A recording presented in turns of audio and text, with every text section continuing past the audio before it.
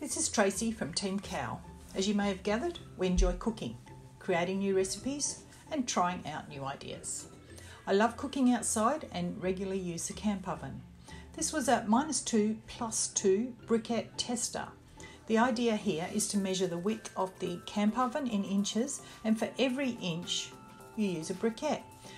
For the lid you add 2 extra briquettes, and the base take away 2 briquettes. So this is a 11-inch lid, so I use 13 briquettes on the top and 9 on the bottom. As you can see, it worked a treat. Then earlier this year I started stalking the Bunnings $85 Jumbuck Mini Spit Society on Facebook. Go on, have a look at the page. It was not long before I took Greg to Bunnings. Not that he needs any encouragement to go to Bunnings. Anyway, I needed someone to push the trolley. I purchased the jumbuck chimney and the coconut heat beads. I have the electric version. There's a battery one, and I have not tried that, but there's certainly plenty of great reviews about the battery version. Did not take Greg long to set up the jumbuck, and we were ready to go. I found the heat beads burnt hot and quickly, so then I tried a mixture of heat beads and coconut lump charcoal. I've now settled with just the lump charcoal and I'm happy with this. I purchased a couple of cake racks from a garage sale, 50 cents each, what a bargain, and they certainly make a difference in the base of the jumbuck and gets the air flowing. However, I take the racks out when I use the basket, and I'll talk about the basket a little later. We have at least one roast a week with the jumbuck, mainly rolled pork. This pork's pretty cheap at the moment. I've done a large rump, whole chicken and 2 chickens at once, done lamb. With the chickens and the rump, I usually use a dry rub it in, leave it in the fridge for a couple of hours, or at least a couple of hours before I put it on to spin. Sunday night is our spin night, and spin, see, I've got the lingo. Now the basket.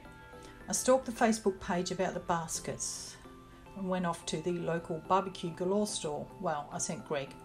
Apparently none in WA and none on the online store. Eventually Greg found some online, however the postage was just as much as the basket, and that's across to WA. Nevertheless, we purchased the basket. The jumbuck gets so much more use with the basket. So we've had marinated drumsticks, beef ribs, and the all-time favourite, pork belly. Again, I use a dry rub with the drumsticks and the ribs and on the underside of the pork belly. With the basket, we've found we use the jumbuck at least twice a week. Verdict, we love the basket. Clean up. It's easy. With the rod, a bit of hot soapy water and run the scour up and down a couple of times. The spiky things that hold the meat on go straight into the dishwasher. The basket I soak in hot soapy water while we eat and then into the dishwasher. The ash in the jumbuck, I don't empty it very often because it does help prevent the base rusting.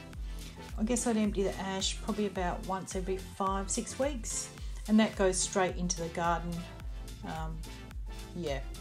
Empty it before I light up a new one, so we've got cold coals into the garden, or cold ash into the garden. So what can I say? We enjoy spinning, love sitting outside watching the spin and having a couple of ales, and the dogs don't mind it too.